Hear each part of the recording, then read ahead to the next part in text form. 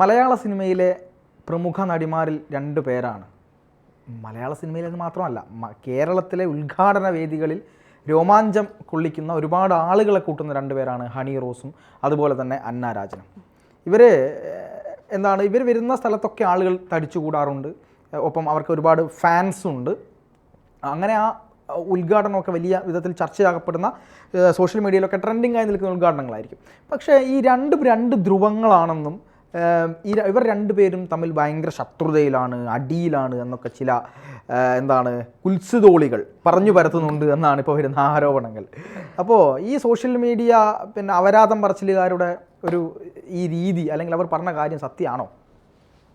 അല്ല, അത് വെറും കുൽസിതോളികൾക്ക് വേറെ ജോലിയൊന്നും ഇല്ലാത്തതുകൊണ്ട് പറഞ്ഞു വരുത്തുന്ന തെറ്റായ പ്രചരണങ്ങളാണ്. കഴിഞ്ഞ ദിവസം ഞാനൊരു വീഡിയോ കണ്ടു. ആ വീഡിയോയിൽ അവർ 2 പേരും ഒരു ഫംഗ്ഷനിൽ പങ്കെടുക്കാൻ വരുന്ന വീഡിയോ ആണ്. 2 പേരും ചിരിച്ച് സന്തോഷത്തോടു കൂടി പോകുന്നതാണ്. പറത്താൻ ഒരു കാര്യം ശ്രദ്ധിച്ചിട്ടുണ്ടോ? ഏറ്റവും കൂടുതൽ ട്രോളുകളും വിമർശനങ്ങളും നേരിട്ട 2 പേരാണ് ഹണി റോസും അന്ന രാജനും. ഈ അടുത്ത കാലത്ത് കേരളത്തിൽ ഇവരെ പോലെ വിമർശനങ്ങളും ട്രോളുകളും പലപ്പോഴും നമ്മളും എടുത്തത് വാർത്തയൊക്കെ ആക്കിയിട്ടുണ്ട്. പക്ഷെ വാർത്തയൊക്കെ കഴിഞ്ഞ് കഴിയുമ്പോൾ ഞാനൊക്കെ വിചാരിക്കും, ഒരു കമൻറ്റ് കാണുമ്പോൾ ഞാനൊക്കെ ഡൗൺ ആവും, ഒരു മോശം കമൻറ്റ് കണ്ടാൽ ഞാൻ ഡൗൺ ആവും. കാരണം നമ്മളെക്കുറിച്ച് എന്തറിയാം എന്ന് നമ്മൾ തന്നെ ഈ കമൻ്റ് ഇടുന്ന ഞാൻ ഇങ്ങനെയാണ് ചിന്തിക്കുന്നത്, ഈ കമൻ്റ് ഇടുന്ന ഈ നാറിക്ക് എന്നെക്കുറിച്ച് എന്തറിയാം, എന്നിട്ടാണ് ഇരുന്ന് ഈ കമൻ്റ് ഇടുന്നതെന്ന് ഞാൻ ചിന്തിക്കാറുണ്ട്. തുടക്കകാലത്തൊക്കെ എന്നെ കമൻറ്റുകൾ ഒരുപാട് ബുദ്ധിമുട്ടിച്ചിട്ടുണ്ട്. ഒരുപാട് ഡിപ്രഷൻ മൂഡിലൊക്കെ ചില കമൻറ്റുകൾ കൊണ്ടുപോയിട്ടുണ്ട്. നമ്മളിങ്ങനെയാണോ എന്നൊക്കെ ആലോചിച്ച് പോകുന്ന വെടി, വേശ്യ, അങ്ങനത്തെ ചില വാക്കുകളൊക്കെ പച്ചയ്ക്ക് ഈ വെടി ഏതാ, ഇവളെ കണ്ടാലറിയും ഇവള് വേശ്യയാണെന്ന്.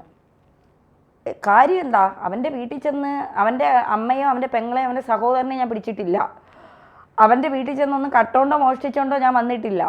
ഞാനിരുന്ന് വാർത്ത ചെയ്യുന്നത് അവൻ്റെ രാഷ്ട്രീയവുമായി യോജിക്കുന്നില്ല. അതിന് 10 മാസം ചുമന്ന് പ്രസവിച്ച ഒരു അമ്മ അവൻ്റെ വീട്ടിൽ കാണും. ഒന്നുകിൽ അവനൊരു ഭാര്യ കാണും, അല്ലെങ്കിൽ ഒരു പെങ്ങൾ കാണും, ഇല്ലെങ്കിൽ അവൻ്റെ കസിൻസുമാരാണെങ്കിലും പെങ്ങന്മാരുണ്ടാവും. അതൊന്നും അല്ല അവൻ്റെ വിഷയം. ഒരു പെണ്ണ് അവൻ്റെ രാഷ്ട്രീയത്തിനെതിരായി സംസാരിച്ചാൽ, ഏത് മാധ്യമ പ്രവർത്തകയാണെങ്കിലും അവൻ്റെ രാഷ്ട്രീയത്തിനെതിരായി സംസാരിച്ചാൽ അവളെ വെടിയാക്കുക, വേശിയാക്കുക, ചരക്കാക്കുക, പോക്ക് കേസാക്കുക. ഇതാണ് സോഷ്യൽ മീഡിയ. ഇപ്പം കണ്ട് നമുക്കതൊരു എന്താ പറയുക, നമ്മളെ അത് ബാധിക്കാത്ത ഒരു വിഷയമായി. എൻ്റെ ഈ മൂക്കിന് താഴെയുള്ള കറുപ്പ് പോലും വേറെ രീതിയിൽ തെറ്റിദ്ധരിച്ച് ഞാൻ ജനിച്ചപ്പോഴേ ഉണ്ടായ ഒരു സാധനമാണിത്. അതിനെപ്പോലും വെറുതെ വിടാത്ത കഴപ്പന്മാരാണ് ഉള്ളതെന്ന് ആലോചിക്കുമ്പോൾ ഞാൻ വിചാരിക്കും, എന്തോ പറഞ്ഞുകൊണ്ട് പോട്ടെ, നമ്മളതിൽ മൈൻഡ് ചെയ്യാൻ പോട്ടെ. അപ്പോൾ ഇവിടെ ഹണി റോസ് നമ്മളിതൊക്കെ കാണുമ്പോൾ വിചാരിക്കും, പക്ഷെ ഹണി റോസിന് അന്ന രാജനും ഒരു വിഷയമേ അല്ല. ഒരുപാട് വിമർശനം നേരിട്ടവരാ 2 പേരും. ഒരുപാട് ട്രോളുകൾ, നമ്മൾ ഹണി റോസിനൊക്കെ വന്ന ട്രോളുകൾ എന്തൊക്കെയാണ്, വച്ചുകെട്ടലുകൾ. ഇതാണല്ലേ ഹണി റോസ് അപ്പോൾ ഉപയോഗിക്കുന്നത് എന്ന് പറഞ്ഞുകൊണ്ട് ചില റീൽസുകൾ. അന്ന രാജനും അങ്ങനെ തന്നെ.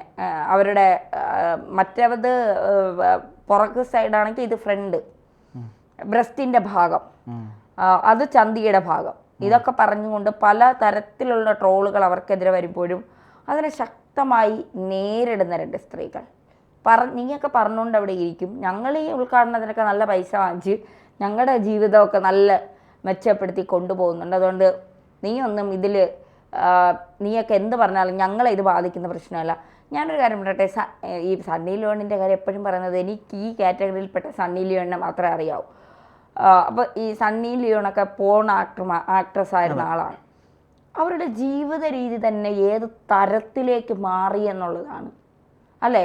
നമ്മൾ 2500 രൂപ ലോൺ അടയ്ക്കാൻ ഒരു മാസം കിടന്ന് ചിലപ്പോൾ ഒരു 15-ാം തീയതി ആകുമ്പോൾ നമ്മൾ അങ്ങോട്ടും ഇങ്ങോട്ടൊക്കെ 100-200 കടം ചോദിക്കും ഇല്ലേ.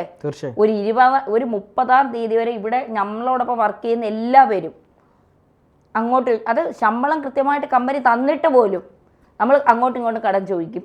100 രൂപ വേണ്ട, 200 രൂപ വേണ്ടെന്നൊക്കെ. കാരണം നമ്മുടെ ജീവിത സാഹചര്യം അങ്ങനെയാണ്. പക്ഷേ സണ്ണി ലിയോണിൻ്റെയൊക്കെ ജീവിത സാഹചര്യം എന്താ? 100 രൂപയ്ക്ക് ആരെങ്കിലും കയ്യിൽ മുന്നിൽ തെണ്ടണോ? ഈ വിമർശിച്ചവരൊക്കെ എവിടെ പോയി? സണ്ണി ലിയോണിനെ പറഞ്ഞവരൊക്കെ എവിടെ പോയി? ഈ ലോകത്ത് ഏറ്റവും കൂടുതൽ വരുമാനം ഉണ്ടാകുന്ന ഒരു ഇൻഡസ്ട്രി എന്ന് പറയുന്നത് പോൺ ഇൻഡസ്ട്രിയാണ്. അത് മനസ്സിലാക്കിക്കൊണ്ടാണ് അവരതിലേക്ക് കടന്നത്. നാട്ടുകാരെ അവർക്ക് പ്രശ്നമല്ല, വീട്ടുകാരെ അവർക്ക് പ്രശ്നമല്ല. അവരിവിടെ വരുമ്പോൾ VIP സുരക്ഷയാണ് ഏർപ്പെടുത്തുന്നത്. VIP സുരക്ഷ മാത്രമല്ല, കൊച്ചി മൊത്തം ബ്ലോക്ക് ആവും ഒരു പോൺ ആക്ടറെ കാണാൻ. ഇപ്പൊ അവരതിൽ നിന്നൊക്കെ മാറിക്കാണും, എനിക്കറിയില്ല. ഇപ്പൊ അവര് നല്ല സിനിമകളൊക്കെ ചെയ്യുന്നുണ്ട്. അല്ല, അവർ പൂർണ്ണമായി ഇൻഡസ്ട്രി വിട്ടു എന്നൊന്നും പറഞ്ഞിട്ടില്ല. ഇല്ല. അപ്പൊ അത്തരക്കാരെ അംഗീകരിക്കാൻ തുടങ്ങിയിരിക്കുന്നു. അല്ല, കേരളത്തിൽ മാത്രം, ഇത് ലോകത്തിൻ്റെ പല ഭാഗങ്ങളിലും ബോൺ ആക്ടേഴ്സിന് വലിയ വിലയുണ്ട്.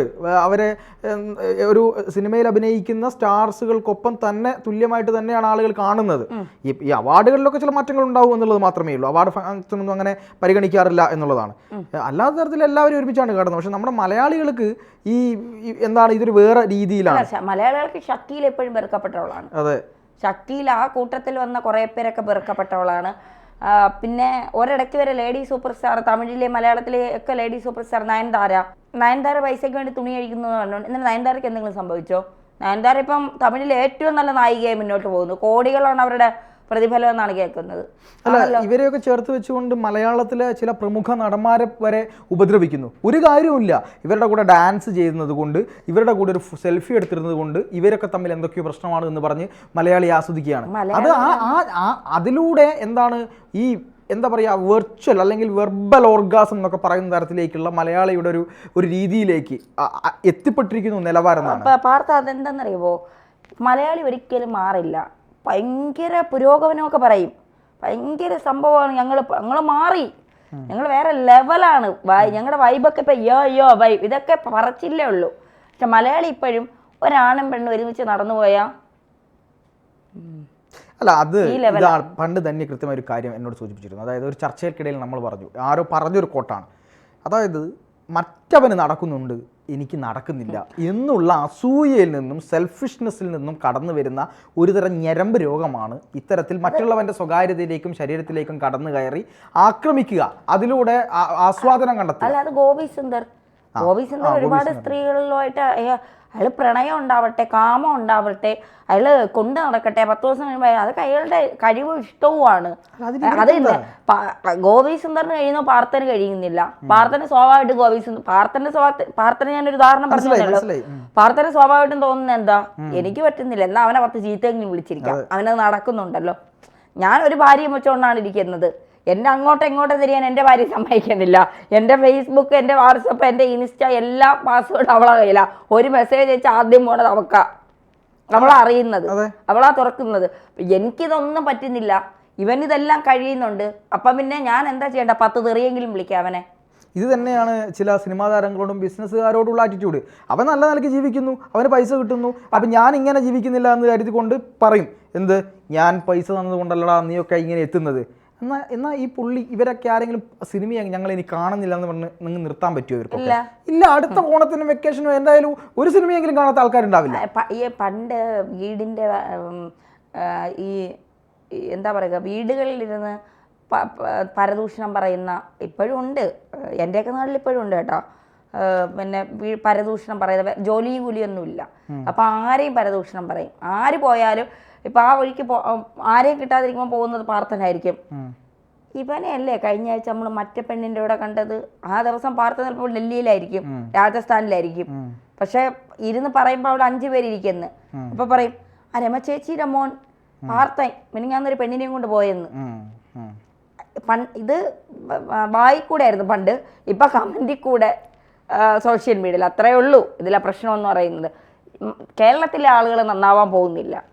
പക്ഷെ മാറി വരുന്നൊരു യുവത്വമുണ്ട്, യുവതലമുറയുണ്ട്, അത് പറയാൻ വെക്കാൻ കഴിയും. കാരണം ഈ 1-2 പെണ്ണുങ്ങളെ ചേർത്ത് പറഞ്ഞാലൊന്നും ഒരു സംഭവം ഇടിഞ്ഞു വീഴില്ല എന്ന് പറയുന്നത്. നീ എന്നെ കണക്ക് പോയിട്ട് പോടെ, ഞാൻ ഇഷ്ടംപോലെ പെണ്ണുങ്ങൾ കൊണ്ടുവരുന്നു, എനിക്ക് എന്താ പ്രശ്നം? അവർക്ക് എന്തെങ്കിലും പരാതികൾ ഉണ്ടെങ്കിൽ, ഇനി ഒരു പെണ്ണിനെ ഒരുത്തനും കൊണ്ടുവന്ന് പീഡിപ്പിച്ചാൽ അതിനെതിരെ നമ്മൾ സംസാരിക്കും, അത് വേറെ കാര്യം. അത് രണ്ടും രണ്ടാണ് എന്നുള്ളത് മാത്രം പറഞ്ഞുകൊണ്ട് നമുക്ക് തൽക്കാലം ഈ ചർച്ച അവിടെ നിർത്താം. ഇല്ലെങ്കിൽ ഇതിങ്ങനെ തുടർന്നു പോകും. ഈ നാരികളുടെ കഥ പറഞ്ഞു നമുക്ക് തന്നെ ഇത് എന്താണ് ഒരു സ്വൈര്യമില്ലാത്ത അവസ്ഥയിലേക്ക് എത്തിയിരിക്കുകയാണ്.